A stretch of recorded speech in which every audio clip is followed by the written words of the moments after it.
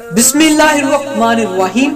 السلام علیکم خواتین و حضرات۔ ایک دفعہ کا ذکر ہے، رات کا وقت تھا، ہر طرف گہری خاموشی چھائی ہوئی تھی، رات تاریک پر تھی اور سرد تھی۔ مدینہ کے نواحی علاقے میں کچھ خیمے لگے ہوئے تھے، ان میں بھی سناٹا تھا، لیکن ایک خیمے سے بچوں کے رونے کی اور بلبلانے کی آواز آ رہی تھی۔ بچوں کے ساتھ ایک افسردہ اور پریشان حال عورت بھی تھی، جو یقیناً ان بچوں کی ماں تھی، جو ان بچوں کو بہلانے کی کوشش کر رہی تھی، لیکن بچے مسلسل روتے جا رہے تھے۔ عورت نے چولہے پہ ایک ہنڈیا چڑھا رکھی تھی اور ایسے لگ رہا تھا کہ جیسے کچھ پکا رہی ہو۔ بچے بار بار ہنڈیا کی طرف اشارہ کرتے اور کھانا مانگتے، لیکن ماں انہیں بہلا پھسلا کے سونے کا کہتی، لیکن وہ بھوک کی وجہ سے سو نہ پاتے۔ خیمے کے باہر ایک باوقار اجنبی گزر رہا تھا، ایسا لگ رہا تھا کہ وہ شخص گشت پر ہے۔ بچوں کی آواز سن کے وہ شخص رک گیا اور خیمے کے مکینوں کا حال دریافت کرنے لگا۔ بچے رو رہے تھے۔ اس شخص نے بچوں کی ماں سے کہا، بچے رو رہے ہیں، آپ انہیں چپ کیوں نہیں کرواتی؟ عورت غم زدہ لہجے میں بولی کہ کئی وقتوں کے بھوکے ہیں۔ اس شخص نے دوبارہ سوال کیا، یہ ہنڈیا میں کیا پکا رہی ہو اور جلدی سے انہیں پکا کر کیوں نہیں دے دیتی؟ تو عورت بولی، میرے پاس انہیں دینے کے لیے کچھ بھی نہیں ہے، اور ہنڈیا میں پانی اور پتھر ہیں جو انہیں بہلانے کے لیے چولہے پر رکھے ہوئے ہیں۔ میں بچوں کو بہلا پھسلا کے سلا دوں گی اور ہنڈیا بھی چولہے سے اتار دوں گی۔ عورت کا جواب سن کے اس شخص پہ کپ کپی طاری ہو گئی۔ اس شخص کے چہرے پر غم کے آثار چھا گئے۔ تکلیف دہ جواب سن کے ایسے محسوس ہو رہا تھا کہ وہ شخص ابھی رو دے گا۔ وہ شخص اسی وقت تیز تیز قدم اٹھاتے ہوئے مدینہ منورہ کی طرف پہنچا۔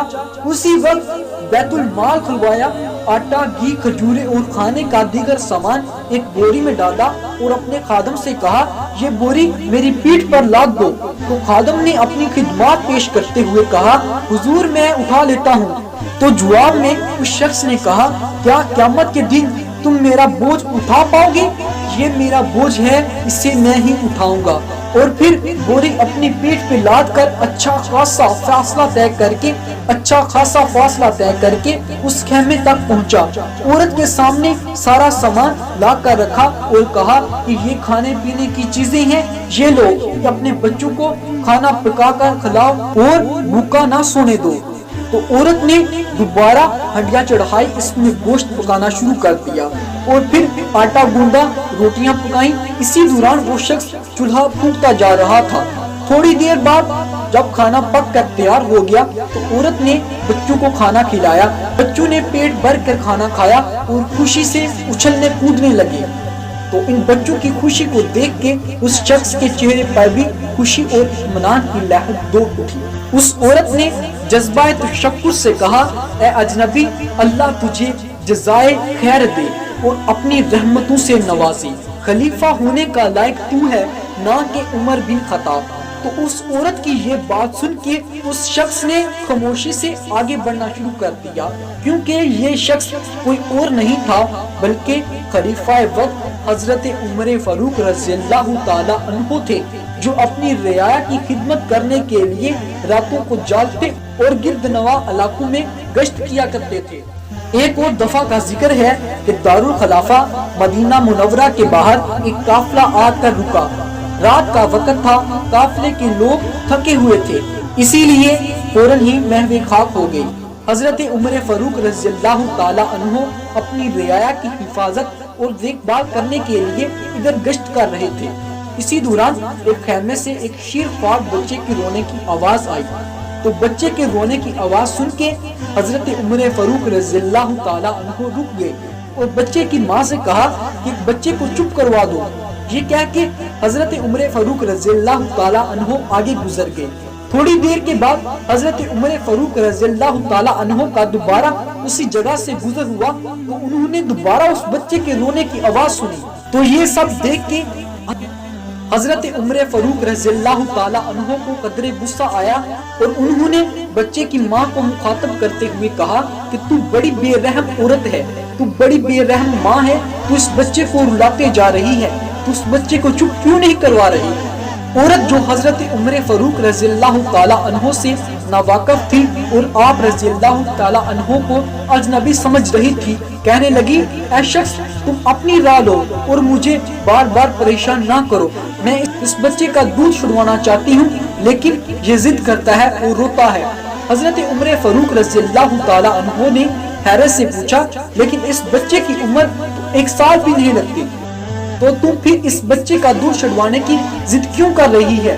تو عورت نے جواب دیا کہ خلیفہ وقت کا حکم ہے کہ بچے کا وظیفہ دودھ چھڑوانے کے بعد مقرر کیا جائے گا، ہم ضرورت مند ہیں، ہمیں وظیفے کی ضرورت ہے، اسی لیے وقت سے پہلے دودھ چھڑوانا چاہتی ہوں اور تاکہ بچے کا وظیفہ مل سکے۔ یہ جواب سن کے حضرت عمر فاروق رضی اللہ تعالی عنہ پہ رغبت طاری ہو گئی۔ آپ رضی اللہ تعالی عنہ نے نہایت تسلی کے انداز سے کہا کہ اس ننھی سی جان پہ ظلم نہ کر، اس سے دودھ پلا، کل انشاءاللہ اس کا وظیفہ لگ جائے گا۔ اور اگلے ہی روز نماز فجر کے بعد مسجد نبوی صلی اللہ علیہ وآلہ وسلم میں حضرت عمر فاروق رضی اللہ تعالی عنہ نے یہ حکم جاری کر دیا کہ جس دن کوئی بچہ پیدا ہوگا اسی دن اس کا وظیفہ مقرر کر دیا جائے گا، اس بچے کے دودھ چھڑوانے کا انتظار نہیں کیا جائے گا۔ تو حضرت عمر فاروق نے اس بچے کا وظیفہ لگا دیا۔ تو دوستو یہ تھے حضرت عمر فاروق رضی اللہ تعالی عنہ۔ اللہ تعالیٰ سے دعا ہے کہ اللہ تعالیٰ ہمیں حضرت عمر فاروق رضی اللہ تعالی عنہ جیسا بننے کی توفیق عطا فرمائے، کہ اللہ تعالیٰ ہمیں حضرت عمر فاروق رضی اللہ تعالی عنہ جیسا حکمران سے نوازے۔